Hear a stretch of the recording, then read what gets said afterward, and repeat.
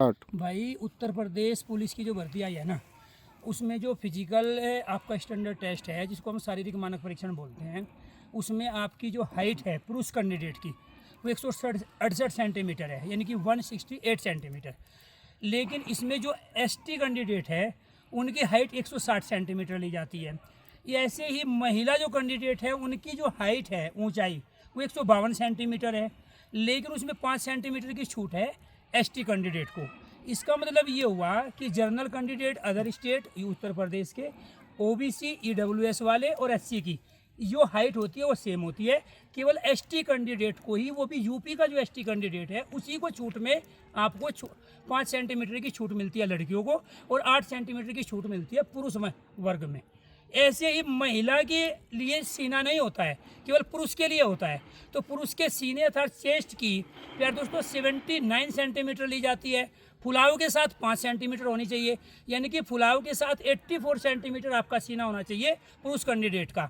महिला जो कैंडिडेट है ना, उसे चेस्ट नहीं नापा जाता है, उसका केवल वेट होता है, और वो 40 किलो वेट होना चाहिए उसके अंदर। तो भाई अगर मिनिमम वेट मान लो 40 नहीं है तो वेट वाला इशू कोई खास नहीं है, वो आप मैनेज कर सकते हैं। और खासकर जो बच्चे हाइट की वजह से डरते हैं कि भाई 1 सेंटीमीटर कम है 1.5 सेंटीमीटर, तो भाई मैं ये कहूँगा जिनकी हाइट 1 सेंटीमीटर और 1.5 और 2 भी कम है ना, वो फॉर्म ज़रूर डालना।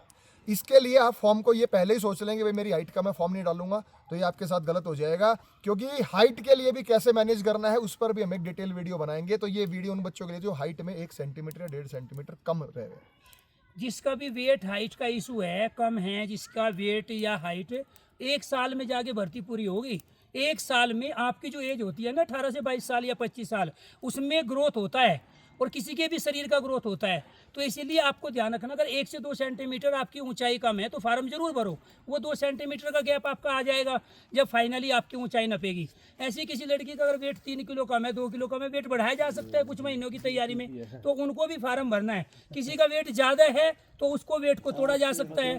तो फार्म भरने से आपको नहीं चूकना है, खासकर उन बच्चों को भी जिनके ऊपर किसी भी तरह की FIR हुई है, ठीक है, लेकिन अभी दोष सिद्ध नहीं हुआ है। अब बेशक किसी भी केस में आपके ऊपर FIR हो, जब तक दोष सिद्ध नहीं होता तो आप आरोप मुक्त हो, फार्म भरो, फाइनल सिलेक्शन लो, बाद में देखेंगे जो भी होगा।